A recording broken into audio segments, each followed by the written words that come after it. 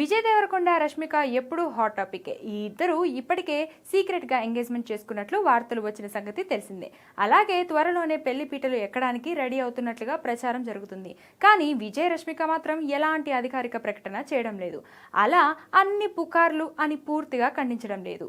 దీంతో ఈ ఇద్దరు పెళ్లి వార్తలు నిజమేనని అంతా భావిస్తున్నారు. ఇండస్ట్రీ వర్గాల ప్రకారం ఈ జంట ఉదయపూర్ లో ఫిబ్రవరి 26వ తేదీన డెస్టినేషన్ వెడ్డింగ్ జరుపుకుంటున్నట్లుగా ప్రచారంలో ఉంది.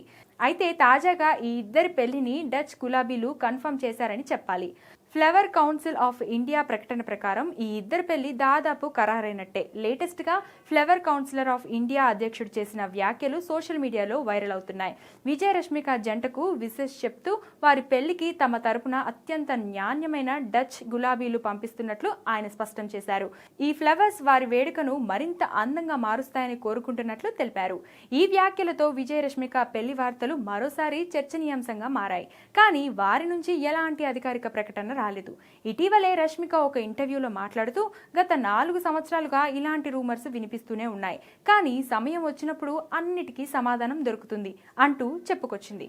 ఇప్పుడు ఆ సమయం వచ్చినట్టేనా?